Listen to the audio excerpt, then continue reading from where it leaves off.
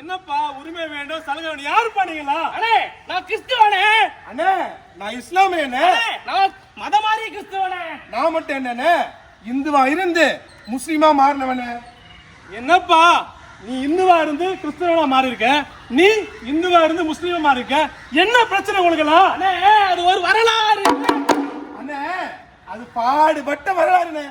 என்னப்பா வரலாறுன்றீங்க, பாடுபட்ட வரலாறுன்றீங்க? என்னத்தம்பா பாட்டா பாடவா படிச்சு சொல்லவானே? பா நீங்க கொஞ்சம் பாட்டாவே பாடுங்க. பாட்டா பாடிடுவானே.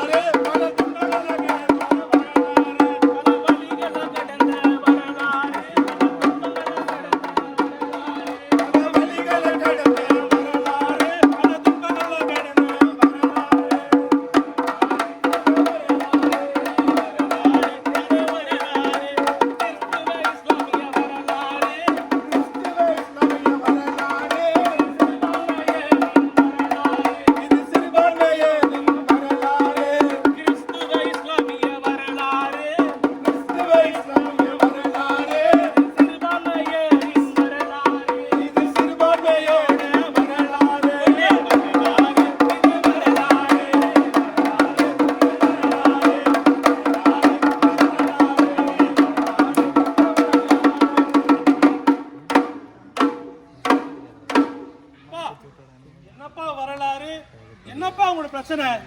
யாருப்பா இதெல்லாம் காரணம்? என்னப்பா நடந்துச்சு கொஞ்சம் சொல்லுங்கப்பா. அதாவது பாத்தீங்கன்னா வரலாறுல இருந்து இன்னைக்கு வரைக்கும் கல்வியிலேயே இடம் இல்ல, தேர்தலையே இடம் இல்ல, அதிகாரத்துல பங்கு இல்ல. அது மட்டுமானே இதை ஒதுக்கி தர மாட்டாங்க.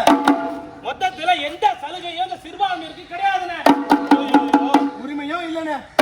இதுதான மொத்தமொட்ட வலிமையும் வரலாறு தானே. ஏம்பா இந்த வரலாறு எப்ப தொடங்கிச்சு, என்ன காரணம்ப்பா இதெல்லாம்?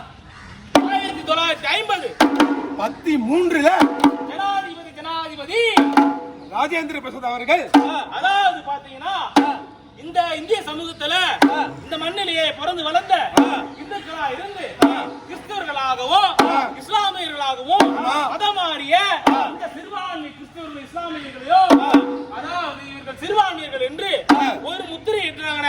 என்னது முத்திரையை குத்துறாங்க? என்னப்பா முத்திரை குத்திட்டாங்க? தெளிவா சொல்ற கேட்டுங்க.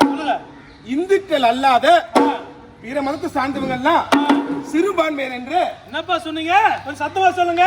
இந்துக்கள் அல்லாத பிற சமயத்தை சார்ந்த எல்லாரும் சிறுபான்மையர் ஒரு முத்திரையை குத்தி விட்டாங்க.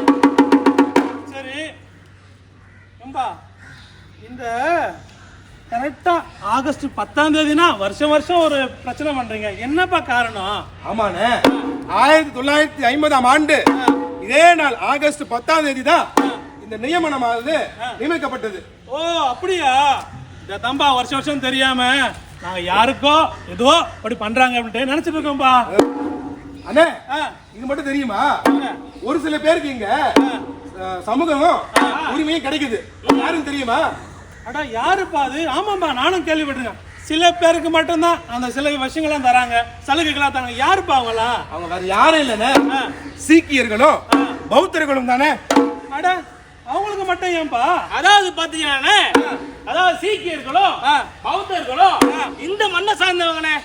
ஓஹோ, அதனால அவங்களுக்கு இடஒதுக்கீட்டுலயும் எல்லா சலுகைகளையும் உண்டுனே.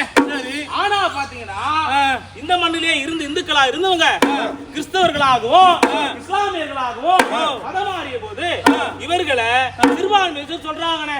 ஏன்பா அவங்கள மட்டும் சிறுபான்மை சொல்றாங்க?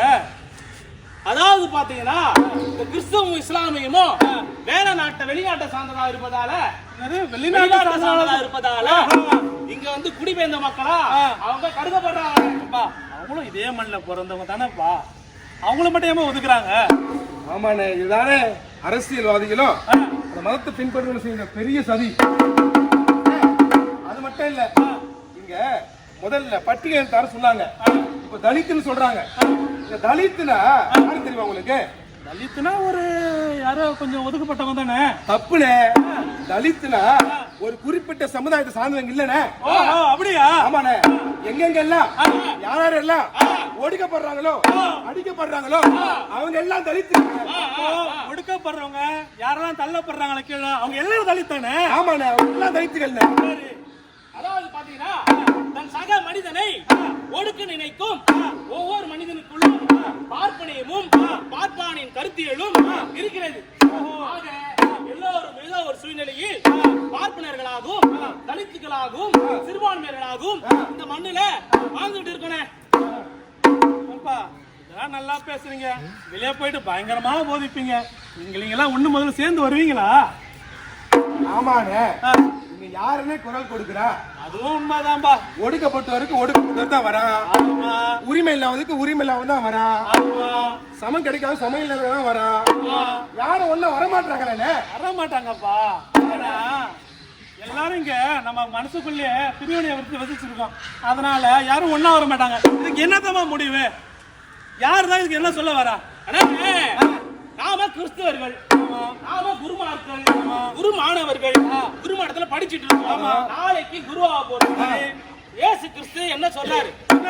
பவுலடியார் புத்தகத்துல விழிவிற்கு எழுதிய 2ஆம் திருமுகத்துல 5வது வசனத்துல என்ன சொல்றாரு?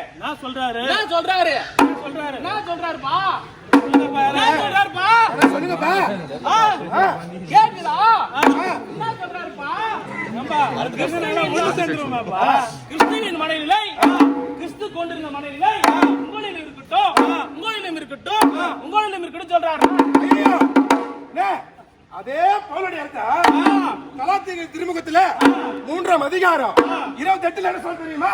சொல்றாரு, இனிமேல உங்களுக்குள்ள யூதர் என்றோ கிரேக்கர் என்றோ அடிமைகள் என்றோ உரிமை குடிமக்கள் என்றோ அது மட்டுமா ஆண் என்றோ பெண் என்றோ எந்த வேறுபாடும் இல்லை. எல்லாருமே ஒன்று, அதான் சொல்றாரு. அதான் சொல்றாரு. நீங்க எல்லாரும் நாம எல்லாரும் ஒண்ணுதானே இந்த கதையின் மூலமா நாங்களும் சொல்ல வரோம். அது மட்டும் இல்லைங்க, சீடர்களை பார்த்து எல்லாரும் எல்லாரும் ஒன்றா இருப்பார்களாக அந்த ஒன்றா இருப்பார்கள் என்றது பாத்தீங்கன்னா கிறிஸ்துவின் திருமுழுக்கு பெற்ற எல்லோரும் கிறிஸ்துவை ஆடையாக அறிந்திருக்கிறனா கிறிஸ்துவின் மனைவியோடு சமூக சீர்திருத்தங்களுக்காகவும் சமூக மாற்றங்களுக்காகவும் மனிதத்தை மண்ணில் வளர்க்கவும் அமைதியை போற்றவும் நாம் எல்லோரும் அழைக்கப்பட்டிருக்கோம். இப்ப இதெல்லாம் பேசுறீங்க, எல்லாரும் இணைஞ்சு வருவாங்களா? அண்ணே வரணும்ண்ணே, அதானே மாற்றம். இன்னைக்கு அதானே பண்ண போறோம்.